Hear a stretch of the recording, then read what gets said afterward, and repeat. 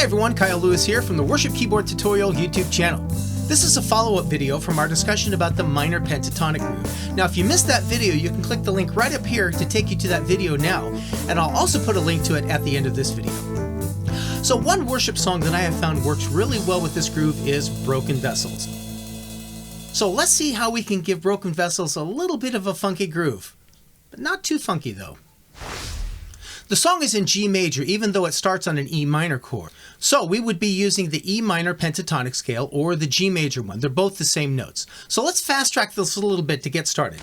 The notes of the E minor pentatonic scale are E, G, A, B, D, and we would repeat E. So let's couple the notes. We have E, B, D, A, B, G, A, E, G, D. So let's start with the intro and use this minor pentatonic groove.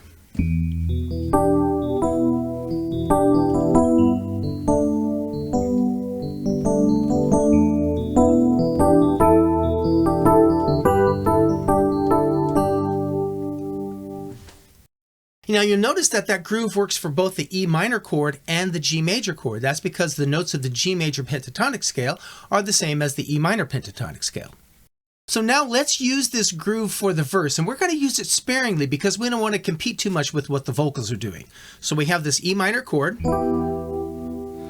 All these pieces broken and scattered, in mercy gathered, mended and whole, empty-handed, but not forsaken.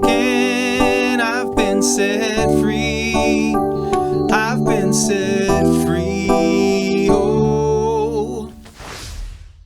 So that gives you a little bit of an idea of how to use the groove in this song. Again, we get great ideas by listening to other people, and Nora Jones is a great one to listen to for some of that subtle, funky groove. Well, thanks for watching. I hope this was helpful for you. Feel free to leave me a comment, give us a like, and subscribe to this channel. You can also support this channel financially by clicking the Patreon link in the description box. Thanks again for watching. We'll see you next time. Bye.